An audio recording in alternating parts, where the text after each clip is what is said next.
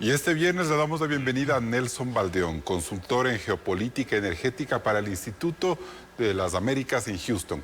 Con él vamos a analizar los cambios que requiere la crisis en Petroecuador para que ésta pueda, se podría decir, florecer. Buenos días, Nelson, bienvenido a Contacto Directo. Muchas gracias, Carlos, por la invitación. Bueno. ¿Cómo debemos, Nelson, tomar el reciente remesón en Petroecuador con la salida de la gerente Lady Jiménez y una veintena de subgerentes y mandos estratégicos de la entidad? ¿A qué obedecería todo este cambio? Mira, yo creo que es una reestructuración absolutamente necesaria, un estatal sumamente ineficiente que ha demostrado con los años una dramática caída de producción.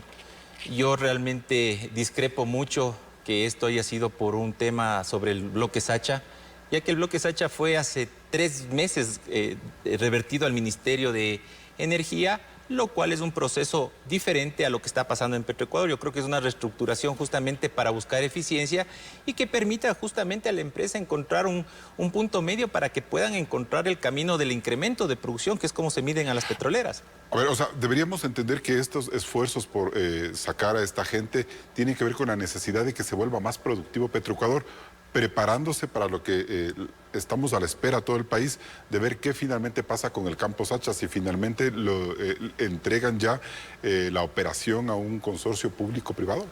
Efectivamente, yo pienso que Petroecuador está tomando las medidas justamente necesarias para buscar una eficiencia.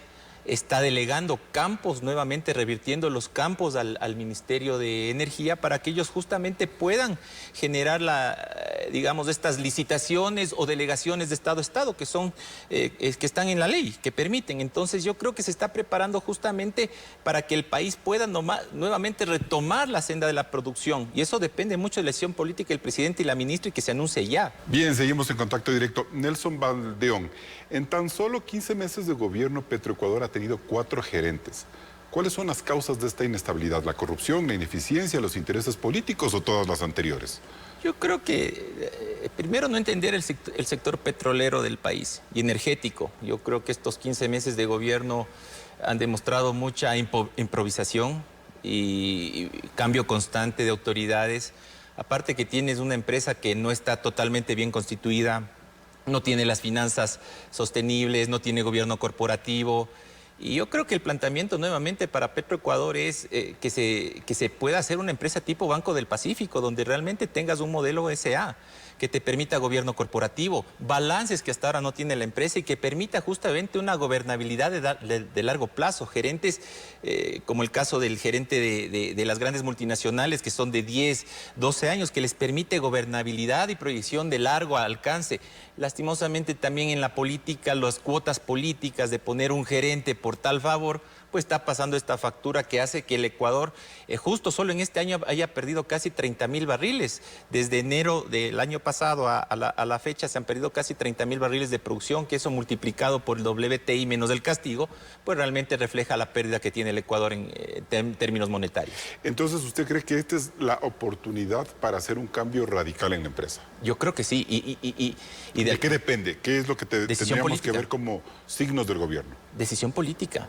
Y yo pienso que si es que ellos realmente quieren transformar al país y ganar las elecciones, necesitan tomar en cuenta el sector petrolero porque es parte del energético. Mire cómo está totalmente correlacionado.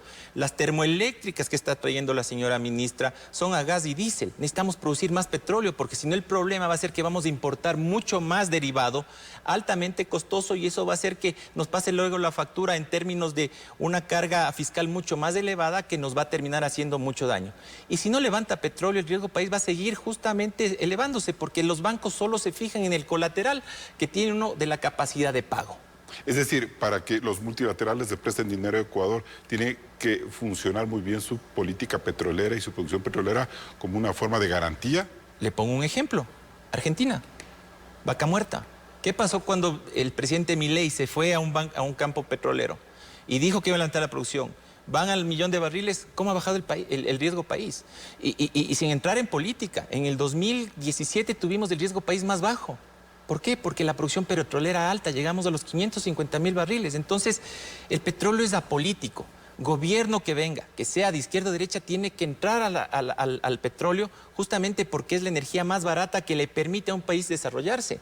En términos del ecologismo que se ha manejado en la política nacional, ahora el problema no es el petróleo, el problema son los gases de efecto invernadero, que ahora para eso hay las tecnologías de captura de carbono que permiten justamente mitigar ese riesgo y que permiten incrementar producción. El gobierno tiene que centrarse en un recurso de la tercera mayor reserva petrolera de Latinoamérica, que es el Ecuador. Ahora bien, estamos a la espera de que el Ministerio de Energía confirme si en efecto va a delegar la operación del Campo Sacha a este consorcio público-privado. Quizás por esta razón es que estos cambios se dan como una manera de evitar que haya un descontento en Petroecuador por las decisiones que se están tomando. Mire, yo creo que no es necesariamente, es un proceso aparte. Y yo quiero, realmente esa decisión tiene que ser felicitada. En su momento, cuando se dio la concesión del bloque Auca, que eso sí fue a un privado, y el bloque Shushufindi, el país estuvo contento porque subió producción y hubo ingresos para el país. Entonces, si el Ecuador ha tomado esa decisión, es sumamente importante que este momento el Ecuador tome una decisión porque eso va a abrir más espacios. Pero Nelson, ¿por qué no lo puede hacer Petroecuador en este momento? ¿Por qué Petroecuador no puede mejorar aún más la producción del Campo Sacha si hemos visto que en los últimos meses ha subido como 10.000 barriles diarios? Campo Sacha ya no es de Petroecuador. Eso está revertido al ministerio, que justamente es el encargado de encontrar un proceso legal de licitación o de delegación de Estado a Estado. ¿No podía Petroecuador hacerse cargo de eso, como han planteado muchísima gente crítica por este proceso de delegación? Si no tienen el presupuesto necesario, ni siquiera para mantener las facilidades que están totalmente destrozadas, que felicito a los técnicos que han puesto su mejor esfuerzo y con lo que han tenido han mantenido la producción. Básicamente lo que se necesita es de dinero y el Ecuador no tiene dinero. Mire cómo ahorita la misión del ministro de Finanzas tiene que irse este momento a Washington a ver dinero para mitigar el tema de las inundaciones. ¿Cómo va a tener dinero para hacer perforación? Este momento Petroecuador tiene 0 perforaciones, 0. Colombia, que produce 750.000 barriles, está con 42 taladros perforando este momento. Ese es el nivel que tenemos en este momento. Y ese nivel de inacción que se siente en Petroecuador es porque por falta de presupuesto, por mal manejo de la empresa, porque la empresa, como está constituida, ya no da para más. Ya no da para más. Está totalmente mostrado. O sea, es increíble que una empresa petrolera, y le voy a dar cifras, mire, Ecopetrol, cada día sigue buscando incrementar producción. YPF está buscando incrementar producción. Petrobras ya está haciendo negocios en India de estado a estado. Ellos incrementan producción, el Ecuador decrementa. Ya, pero ¿cuál es la diferencia que le permite hacer desde su punto de vista a Ecopetrol, una empresa que es colombiana, más eficiente que Petroecuador, que es ecuatoriana? Primero, que es una empresa SA. El 51% es de SA. Sociedad anónima, pero con el 51% para del capital del Estado. No es privatización, es del Estado. Y el otro 49% le permite poner en bolsas por ejemplo, en Nueva York. Le permite que los pensionistas inviertan en la empresa y tengan un rédito, como entrar en cualquier empresa de capital público. ¿Y qué es lo más importante? Que cuando yo cotizo en la Bolsa de Nueva York como Ecopetrol, cada acto de corrupción que cometan en Ecopetrol van a ser juzgados no en Colombia, en cortes norteamericanas. Y usted sabe lo que pasa cuando hay actos de corrupción en cortes norteamericanas. Y eso le permite tener un gobierno corporativo transparente que le permita justamente hacer lo que hace Ecopetrol, tener campos petroleros en Estados Unidos. Entonces, ¿cree usted que la única salida para que Petroecuador se vuelva eficiente es volverse una sociedad anónima, que desaparezca Petroecuador, o una reforma institucional interna bajo el mismo esquema que está hasta ahora? Yo siempre he sido pro de que Petroecuador tiene que pasar a un modelo SA. Y repito, en el Ecuador existe como el Banco del Pacífico, que es un símil que permite a una empresa bien administrada, rentable y con un gobierno corporativo de largo plazo. ¿Y para eso qué se necesita? ¿Qué se necesita para tomar esa decisión? Decisión política del presidente. ¿No se necesita un paquete de reformas legales que le permitan desde la Asamblea viabilizar esta operación? Si le doy a la empresa, le liquido, tengo que crear la nueva Ecoenergy, por ejemplo, que permite empezar de cero. Porque si yo le dejo como está ahorita, los mismos grupos, por ejemplo, que permiten la importación excesiva de derivados van a seguir. Entonces eso se tiene que hacer una liquidación y empezar con la empresa. Entonces hay que liquidar completamente Petroecuador. Efectivamente, y lo dijo un candidato. Lo dijo Henry, creo que Henry Cocalón o Henry Kronfle. Petroecuador tiene que morir para que la patria viva. Es decir, se cerraría Petroecuador y crear una nueva empresa desde Efectivamente, cero. desde cero. ¿Por qué no renacer Petroecuador como una sociedad anónima? Muy difícil. ¿Cómo usted teniendo un pasivo laboral tan grande no se le queden las mismas personas que han hecho daño a la empresa? Entonces, por eso justamente ve el modelo Ecopetrol. Ellos empezaron nuevamente de Es cero. un problema de pasivo laboral. Es un problema de falta de balances, decía alguna vez un ministro. Balances, tiene el mismo problema de los pasivos ambientales. ¿Quién se hace cargo de eso?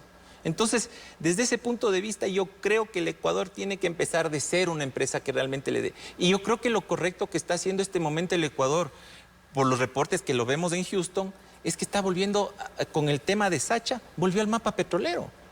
Eso es muy bueno porque le permite créditos, le comienzan a ver para el tema de inversión. El Ecuador ha recibido en inversión 150 millones de dólares, mientras usted ve que Perú y Colombia superan los 10.000 millones de dólares. O sea, con estos problemas que usted le encuentra institucionales a Petroecuador, es casi imposible que controlando el 80% de la producción petrolera del país, la situación petrolera de Ecuador no mejore. No mejore. No mejore porque la declinación cada vez es peor. Sí. Es del 23% y usted tiene la salida del 23% ¿en qué periodo? El acumulado, desde cuando tuvimos los 550.000 barriles hasta hoy que tenemos 470.000 barriles. Y eso no lo digo yo, lo dice World Oil, que es la Biblia en términos de energía. Y por eso yo creo que la delegación a Campos, al ministerio para que comience a delegar es justamente eso, que permitan a las empresas privadas con el capital que tienen y capital a riesgo, que es el dinero que no tiene el Estado, producir más. ¿Cuánto necesitaría Petroecuador para hacer inversiones en recuperación de campos, en exploración anualmente, como para decir, con este dinero es que puede funcionar una empresa de esa magnitud? Mire, a ver, ahorita el presupuesto de Petroecuador, si no me equivoco, está en 4.000 millones de dólares, que casi la mayoría se va en nómina, ¿sí? Nosotros hemos desarrollado un plan de incremento de producción y se necesitan casi 11.500 millones de dólares para subir 200.000 barriles de producción del Ecuador, para tratar de llegar a los 650.000, 700.000 barriles. Y el Ecuador tiene un potencial enorme para eso. Si el Ecuador realmente tuviera una empresa que tenga balances, que sea transparente, tranquilamente estuviera haciendo lo que hace Brasil. Brasil está llegando a los 4 millones de producción diaria con unas reservas casi similares a las nuestras. Nelson Baldeón, consultor en geopolítica energética. Gracias por estar en contacto directo. A usted, muchas gracias.